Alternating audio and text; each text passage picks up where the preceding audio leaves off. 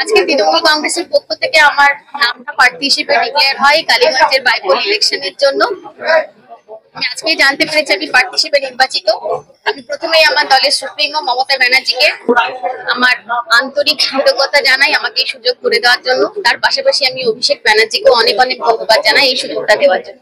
দেখুন, এটা হচ্ছে বাইপোল ইলেকশন। আমাদের সামনে 2026-এর বিধানসভা নির্বাচন আছে। বাইপোল ইলেকশনের সময়টা খুব কম থাকে, কয়েক মাসের মাত্র সময় হাতে আছে।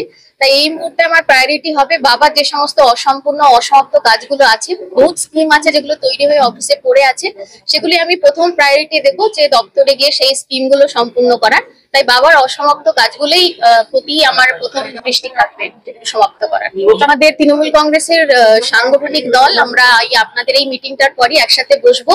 আমাদের সংগঠন যেভাবে দিক নির্দেশনা দেবে একটা প্ল্যান বা খসড়া আমরা রচনা করবো এবং সেই প্ল্যানকে ঘিরেই আমাদের নির্বাচনী প্রচার শুরু হবে, যেভাবে প্ল্যানে থাকবে সেইভাবে।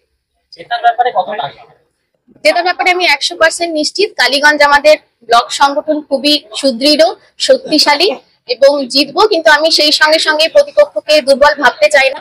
আমি মাটিতে থেকে আমি আমার সমস্ত দিয়ে লড়াই করতে চাই নির্বাচনের জন্য। তৃণমূল কংগ্রেসের এবং কালীগঞ্জের বিগত দিনের ফলাফল যদি আমরা দেখি, তাহলে আমাদের কালীগঞ্জে তৃণমূলের পরেই বিজেপি ম্যাক্সিমাম লিড পায়। তাই আমার প্রতিপক্ষকে আমি এখানে বিজেপি দলকে দিচ্ছি।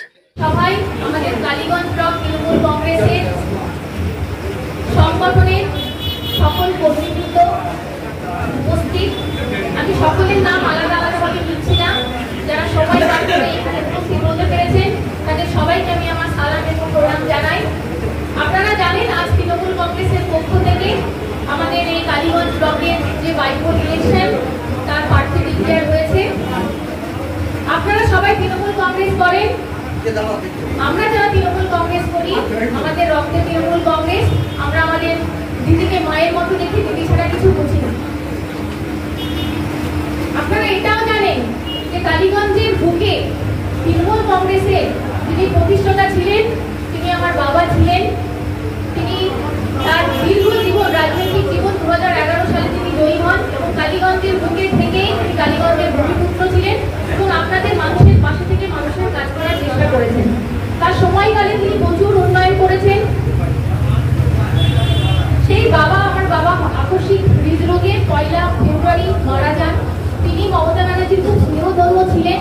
আপনারা জানেন তৃণমূল কংগ্রেস যবে থেকে ভোটের লড়াই লড়ছে, দিদি কিন্তু বারবার সেই তার বিশ্বস্ত সৈনিক আপনাদের লাল সাহেবকে দিদি তার গুরু দায়িত্ব ভার তুলে দিয়েছেন। বারবার তিনি তাকে প্রার্থী হিসেবে এই কালীগঞ্জের বুকে পাঠিয়েছিলেন কাজ করার জন্য। আজ বাবা নেই, তাই বাইপোল ইলেকশন যখন ডিক্লেয়ার হলো তখন আমাদের দলের সুপ্রিমো আপনারা যারা যাকে মানে সেই দিদি, তখন তিনি ঘোষণা